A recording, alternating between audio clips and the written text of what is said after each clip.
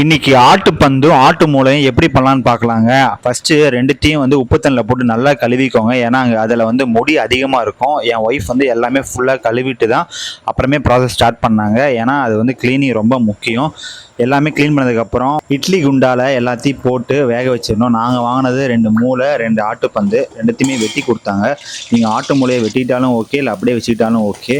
அதுக்கப்புறம் தேவையான அளவு சின்ன வெங்காயம், பச்சை மிளகா, கருவேப்பிலை போட்டு நல்லா வதக்கிக்கோங்க. கூடவே இஞ்சி பூண்டு பேஸ்ட்டை போட்டு நல்லாவே வதக்கிக்கோங்க. எல்லாம் மிக்ஸ் பண்ணி ஒரு பொன்னிறமாக ஆனதுக்கப்புறம் ஒரு தக்காளி போட்டு நல்லா வதக்கிக்கோங்க. ஏன்னா நாங்கள் 2 பேர் தான் இருக்கோம், அதுக்கேற்ற மாதிரி ஒரு தக்காளி தான் போட்டோம். உங்கள் வீட்டில் எவ்வளோ பேர் இருக்கோங்க அதுக்கேற்ற மாதிரி பண்ணிக்கோங்க. கூடவே கறி மசாலும் மிளகாத்தூளும் ஆட் பண்ணிக்கோங்க. அது கூட தேவையான அளவு உப்பு ஆட் பண்ணிட்டு நல்லா ஒரு மிக்ஸ் பண்ணிவிட்டு ஒரு ஆரஞ்சு ப்ளஸ் ரெட்டிஷ் கலரில் வந்ததுக்கப்புறம் கொஞ்சம் தண்ணி ஊற்றுங்க. தண்ணி ஊற்றி சிம்மில் வச்சுட்டு நல்லா பாட்டுங்க. ஒரு கிரேவி டெக்ஸ்சரில் வரும். கிரேவி டெக்ஸ்சரில் வந்ததுக்கப்புறம் இப்போ தான் மெயின் ஜாப்பு. எல்லாத்தையும் நம்ம இப்போ வேக வச்ச மூளையும் ஆட்டுப்பந்தையும் உள்ளே இறக்கிடுங்க.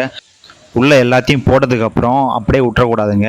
மூளையையும் ஆட்டுப்பந்தையும் அந்த கிரேவியில் மிக்ஸ் ஆகிற மாதிரி நல்லா பரட்டிட்டு மேலே பெப்பரு மிளகாத்தூளையும் போட்டு நல்லா டேஸ்ட்டாக காரமாக ஒரு கிரேவிக்காக மேலே அதுதான் அப்ளை பண்ணுவோங்க. நாங்கள் அதை அப்ளை பண்ணோம், வேணுன்னா போட்டுக்கோங்க. அப்போ தான் ஒரு கிரேவி லுக்கு தருமே.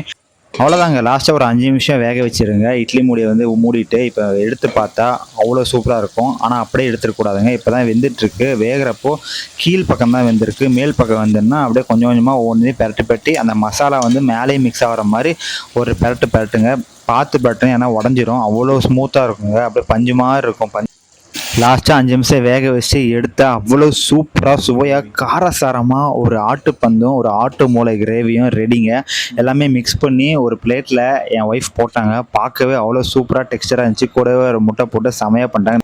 பார்க்கவே செம்மையாக இருக்குல்ல. நீங்களும் உங்கள் வீட்டில் ட்ரை பண்ணி பாருங்கள். தேங்க்ஸ் ஃபார் வாட்சிங். Love you all. பாய்.